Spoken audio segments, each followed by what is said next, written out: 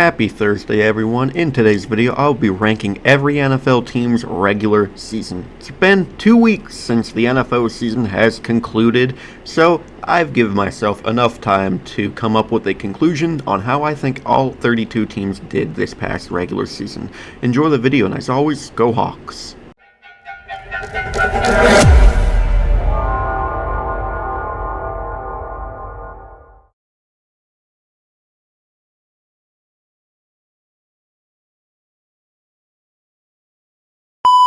Alright, so here's the tier list, and we're going to switch it up. We're going to be in the bottom right for once. So at the top, we got the top 5 teams. Right below that, we got the great teams. Right in the middle, we got about what I thought, aka mid. Right below that, we got bad, and at the bottom, we have straight up garbage. There's a difference between bad and straight up garbage. So let's start with the Baltimore Ravens. About what I kind of thought they were just going to be a middle of the pack team all year. I didn't expect them to have the start that they had, but they had a strong finish. Just unfortunately couldn't make the playoffs. Another great season out of Derrick Henry. Lamar, besides his freak November, I thought he played exceptional all season. The receiving was about what I thought it would be. Just the whole kind of mid-team for the Baltimore Ravens this year besides Derrick Henry. Now I got the Bengals. They were bad. Like, they were just not a good team this year. The Joe Burrow injury, the Jake Browning experiment, bringing in Joe Flacco. He kind of balled out a little bit, but that defense, historically bad. Somehow worse than last season. Now we got the Giants. I'm not going to put them in garbage because they had a few games where we thought they would be something before the Scadaboo injury, before the Malik Neighbors injury. Jackson Dart proved that he's a possible franchise quarterback for him, especially with John Harbaugh there now. That was a great hire by the Giants, by the way. But, yeah, this team was just bad, and for some reason Dexter Lawrence not getting the sack numbers that he normally gets. I really don't know what's up with that. Now we got the Vikings. Strangely, they were 9-8 this year. So, pretty much about what I thought. I didn't think a team with McCarthy, Max Brosmer, Carson Wentz could go 9-8. I thought they would do a little bit worse, but they're about what I thought, middle of their division, middle of the pack team. Now we got the Bears. They were a great team this year. 13-4, 14-3. I forget the record, but like, Jesus, dude. Number 1 in the North, the number 2 seed in the NFC. Like, they were a phenomenal team this year. I didn't think the Bears would be this great in year 2 of Caleb Williams with a first-year head coach. Like, their secondary was unbelievable this year. Just their offense, when it clicked before the fourth quarter. But the Bears, their story, they've been a fourth-quarter team this year. Probably the best fourth-quarter team in football. 49ers, great team as well. Especially with all the damn injuries they had. That was unbelievable how Kyle Shanahan can do this every single season with all these damn injuries they have. I mean, resurrected Mac Jones' career pretty much in the few games the handful of games he played this season. Just freaking wow. Now we got the Packers. Did about what I thought. In the first month of the season before they lost to the Browns, I really thought they were going to be an unstoppable team. They were, 2-1-1 at the start of October. I thought they'd be a great team this year, but they did about what I thought before all the injuries decided to kick in. Commanders, they were garbage this year. Talk about a regression. Even before all the injuries they had started piling up, they were just not playing like a team that made the NFC Championship a season prior. They played like the 2020 Washington football team at the time. They were just horrid. Like, something needs to change there. They need to stay healthy. Just a whole garbage season. Just like, never bring this season up again, Washington. Now we got the Cardinals. I mean, I thought they were going to be garbage, so I'm going to put them in about what I thought. I mean, you got something out of Michael Wilson, so that's great for you guys. But I didn't expect anything from this team. They were a bad team. They were 4th in the division, like they normally are. Pittsburgh Steelers, they define about what I thought. Another barely winning season to get pounded in the first round. Atlanta, they were pretty bad this year. I still can't believe earlier in this season, before that Niners game, I said the Falcons are going to be a legitimate threat to the NFC and the NFL this year. Why did I ever say that? To be fair, they weren't playing bad football at the time. They were playing some exceptional football. They were winning games, but man, they were bad. But they did kind of have a nice finish to the season. That's why they're not in garbage. Now we got the Seahawks. They are a top 5 team this year. I mean, where do I even start? The dark side, that's what our defense is called. Sam Darnold, another great year out of him, 14-3. The number 1 seed in the NFC, the best record, tied for the best record in the NFL. I mean, Jackson Smith-Njigba being the NFL's receiving yard leader. An offensive line besides Bradford that can actually block now. An okay running game.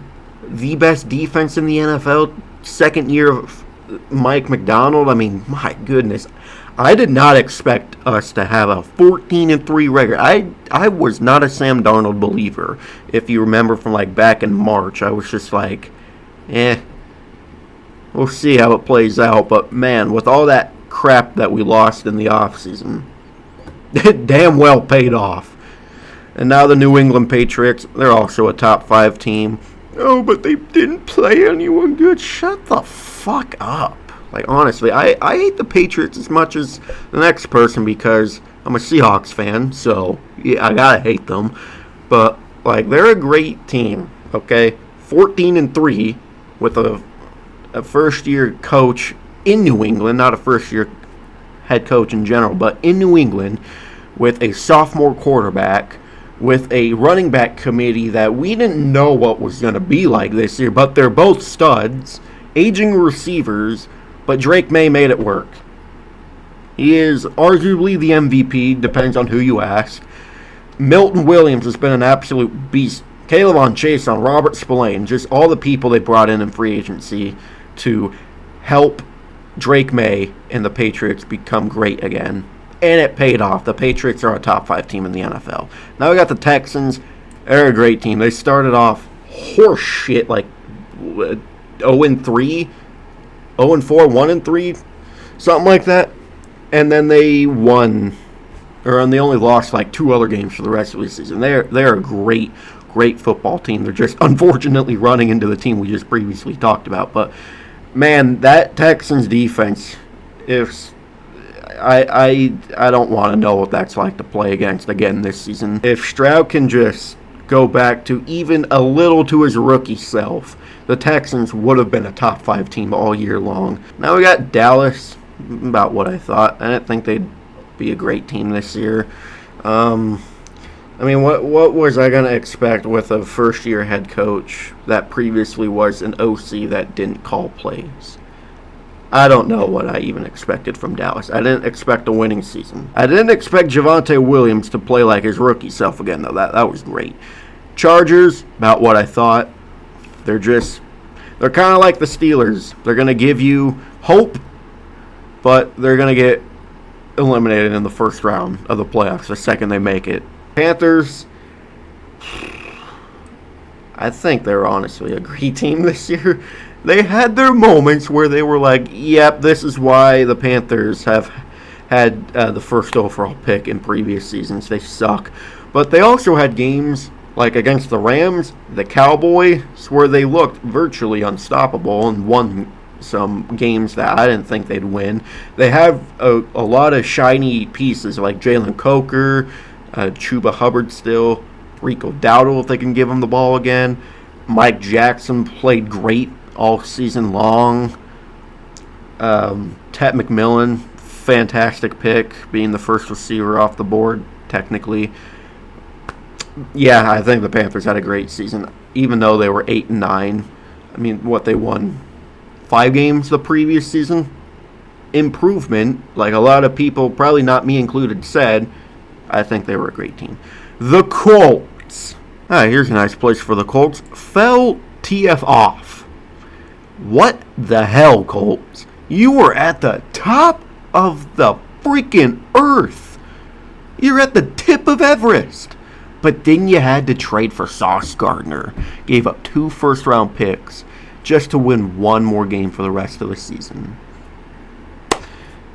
The injuries, I think Daniel Jones' injury, even a little bit before that, though, he was kind of getting exposed, but that really was just like the nail in the coffin. Now we got the Jaguars. They were a great team this year. They were kind of like the Texans, slow start, hard finish. Trevor Lawrence and Liam Cohen, I think once they can get more chemistry together during the offseason, training camp, all that stuff, they're going to be probably even better than they were this year, next year. I really enjoyed watching the back half of the Jags this season through Red Zone and all that stuff. Their defense, great. Their running backs, great. ETN's back from the dead. If Brian Thomas can just not be mid next year, if Travis Hunter can stay healthy, you got 3 great receivers with Jacoby Myers in there. You also got an underrated tight end, Brenton Strange, and you also got a great receiver for Parker Washington, who was the leading receiver for you guys this year with like almost 800 yards. Now we got Denver. They're a top 5 team, number 1 seed in the AFC. Year 2 of Bo Nix. That defense still virtually unstoppable. And there's talks about Von Miller possibly coming back. Dude, he was great in his age 36 season. And if he can mentor Nick Bonito, as great as he already is, imagine how much better he can get if Von Miller mentors him, one of the greatest pass rushers of our generation. Dude was unstoppable in his prime. But yeah, the Broncos, phenomenal season, but people, just like the Pats, are like, oh, they didn't play that. They barely won games, blah, blah, blah. Right there for you. Now we got the Saints. Honestly, if their back end of the season with Tyler Shough wasn't what it was, I would have put them in garbage, but I think they were just a bad team. For the first 2.5 months, they were horse shit. But they started piling on wins once Shough got adjusted to the offense. I liked what I saw out of Tyler Shough when I was able to watch him, especially end of November and through December. He's a franchise quarterback in my eyes. I know he's played like 8 games, but he's put on some 200, 300-yard performances, 3 touchdowns, 4 touchdown performances. He's a sneaky, athletic rusher. I think if the Saints can build around him, I think they could be a good team again. Now we got the LA Rams. They're a top 5 team. They got the MVP. They got one of the best receivers, if not the best receiver, depending on who you ask in the NFL. They got Devontae Adams, still a great receiver. They got Kyron Williams. They got Blake Corum when he's not a fumble machine. They got one of the smartest minds I've ever seen in the NFL with Sean McVay. Dolphins, they were garbo. Absolutely garbage. I don't care if some teams above them had worse records than the Dolphins. The Dolphins are the most unmotivating team ever, and they finally let go of Mike McDaniel over there.